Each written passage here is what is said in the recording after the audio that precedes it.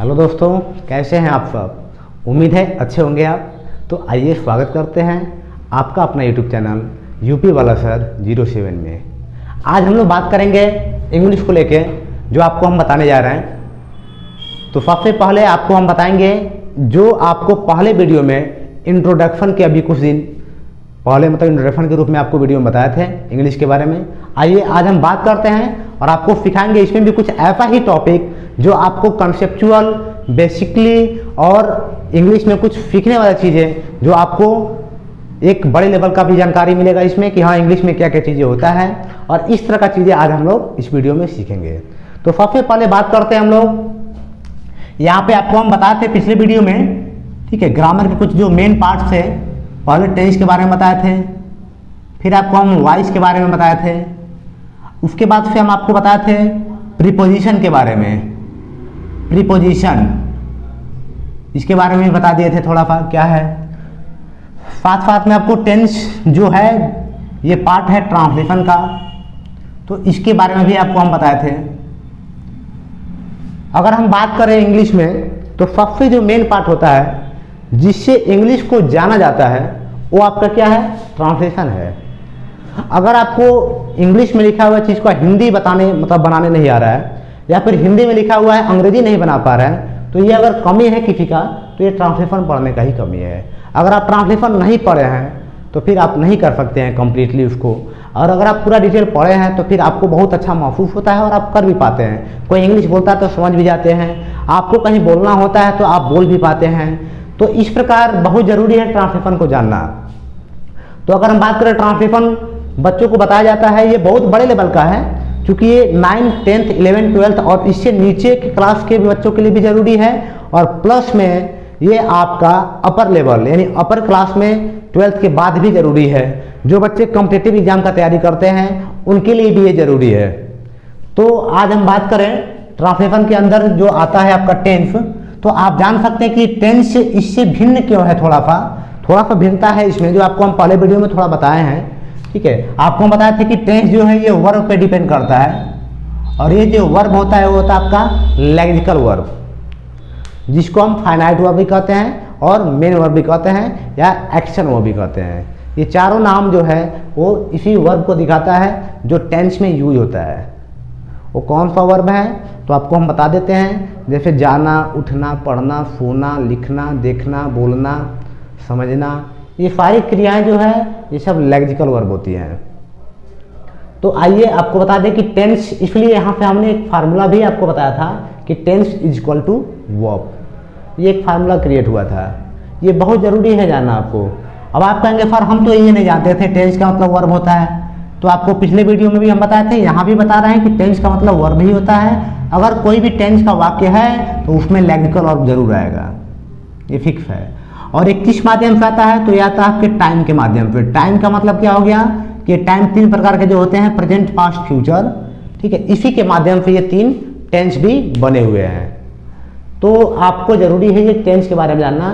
Tense जब बच्चे जान लेते हैं तो ट्रांसलेशन भी कर पाते हैं, क्योंकि आपको बताते हैं आसान क्या होता है। जैसे अगर हम आपको बोल दें कि मुझे घर जाना है और घर जाकर खाना भी खाना है, तो इस तरह के वाक्य को बनाने के लिए ट्रांसलेशन का जानकारी होना जरूरी है। इसको टेंस जानने वाले बच्चे नहीं कर पाएंगे ट्रांसलेट, क्योंकि वो टेंस में क्या पढ़ते हैं कि ता है, ती है, या फिर चुका है, चुकी है, ता था, ती थी, होगा, होगी, ठीक है। इस तरह का मतलब वाक्य उन लोगों को टेंस में बताया जाता है, और ये माध्यम होता है बताने का, क्योंकि उसमें लेक्सिकल वर्ब होता है, तो ये चीज़ आता है। लेकिन अभी जो हमने बोला है कि मुझे घर जाना है, अब इसमें जाना जो क्रिया है देखिए ये किस फॉर्म में यूज हुआ है, तो इसको आप ट्रांसलेशन के ही माध्यम से बना सकते हैं, ये टेंस के माध्यम से नहीं बन पाएगा। यानी इसका एक अलग से यूज होता है, जैसे use of has have, use of is am are, use of used to, तो इस तरीके से मॉडल्स भी आता है, और इसमें प्रयोग अलग अलग आपका होता है जो मेन वर्ब के रूप में यूज किया जाता है। तो इस तरह की चीज़ों को आप सीखेंगे और इनको बनाना जानेंगे। तो फिलहाल में अभी हम बात करते हैं, आपको बताए थे इसमें एक देखिए, आप इसी के ग्रामर के पार्ट में वॉइस के बारे में बताते हैं। वॉइस क्या है तो इसको बताते हैं क्यों पढ़ा जाता है, क्योंकि आपको पता है वॉइस 2 प्रकार का होता है, एक होता है एक्टिव वॉइस और एक होता है पैसिव वॉइस। एक्टिव वॉइस में क्या है, डूअर सब्जेक्ट होता है, यानी अगर हम बात करें एक्टिव वॉइस का तो हमें बोल सकते हैं कि active voice active voice means tense. यानी एक्टिव वॉइस का मतलब क्या होता है? टेंस होता है। क्योंकि जो आप टेंस में जितने भी वाक्य पढ़ते हैं वो सब एक्टिव वॉइस कहलाता है, उन सब को आप एक्टिव वॉइस कह सकते हैं। लेकिन वॉइस केवल इतना ही नहीं है, वॉइस जो मेन है, जो वॉइस जिसके लिए हम लोग पढ़ते हैं उनको हम लोग क्या बोलते हैं? Passive voice. और ये पैसिव वॉइस ही असली वॉइस है जो हमें जानना जरूरी होता है, और ये जानना जरूरी है भी क्योंकि आप जब एक्टिव से पैसिव बनाते हैं तो आपको एक्टिव नहीं सिखाया जाता है बल्कि पैसिव सिखाया जाता है। एक्टिव तो आप टेंस में सीख लेते हैं, जिनको टेंस मतलब ट्रांसलेशन के माध्यम से टेंस वाले वाक्यों को बनाने आ गया वो समझिए एक्टिव जान गए। लेकिन हमें अगर पैसिव बनाने नहीं आता है तो हमारा क्या होगा? हमें तब तक ही रहेगा कि हम तो पैसिव मतलब वॉइस जानते ही नहीं है।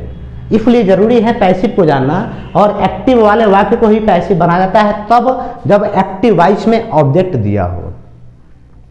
ये तो रूल हो गया एक्टिव से पैसिव बनाने का कि जब एक्टिव वॉइस में सब्जेक्ट दिया हो, डूअर सब्जेक्ट दिया हो, तब हम लोग पैसिव वॉइस बना सकते हैं।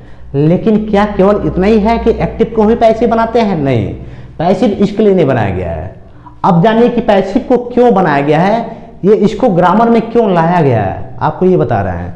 पैसिव का आखिर जरूरत क्यों पड़ा हम लोग को पढ़ने के लिए ग्रामर में, आपको हम ये बताने जा रहे हैं आज।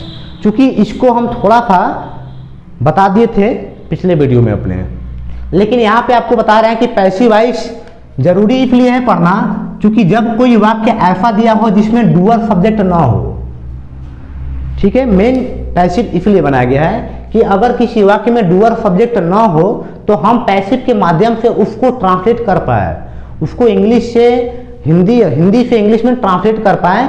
इसलिए हम लोग को पैसिव वॉइस जरूरी है पढ़ना, और ये जानना जरूरी हो जाता है। तो आपको बता दें कि किस तरह के वाक्य आते हैं, आपको बताए थे हम। अगर हमें बोला जाए कि मुझे आज विद्यालय में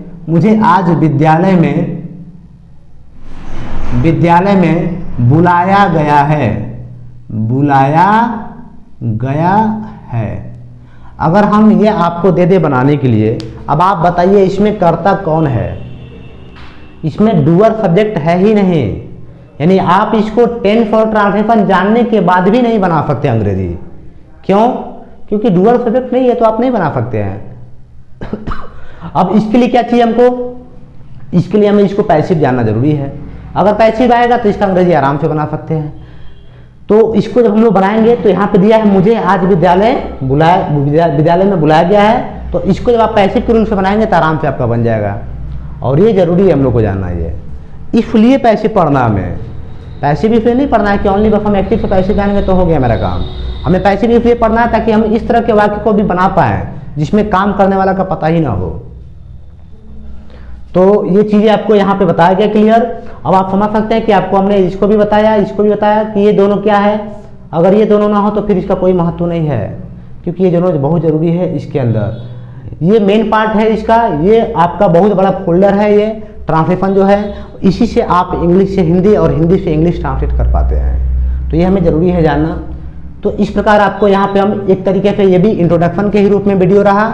अब इसके बाद आपको नेक्स्ट वीडियो में आपको हम बताएंगे कि कैसे इनको एक एक करके बेसिकली हम पढ़ेंगे। धन्यवाद।